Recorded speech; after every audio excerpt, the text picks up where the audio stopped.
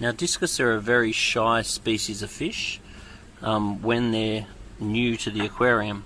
So as you can see, these ones here that have recently been put in, hiding at the back of the aquarium is really quite common, and it's very normal to take several days for the fish to settle in enough to actually start feeding. And usually the first food that they'll want to start eating is live worm. So sometimes you need to feed them live worm at the start just to get them in the swing of eating in your aquarium. Then you can usually start getting them onto frozen worm. Then once they start to get trained in regards to where the food comes from and who's putting the food in, then you can usually start to get them onto dry food as well. Ultimately getting them onto New Life Spectrum is the go.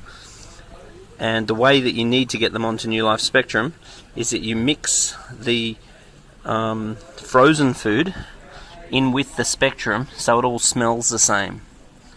So then when they come up to get their regular feed, they're eating frozen worms or whatever it was you're feeding.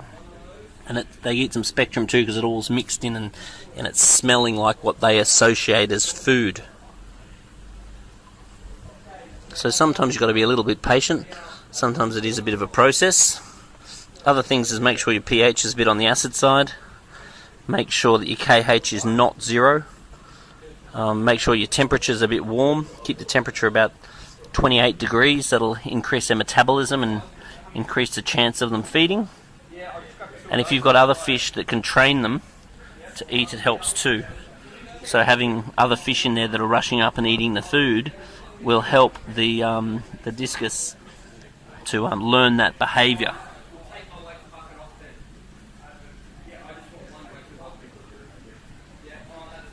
So anyway, if you put some comments and tips at the bottom on how you got your discus feeding, what problems you may have had getting your discus to feed, then I'm sure everyone would appreciate it.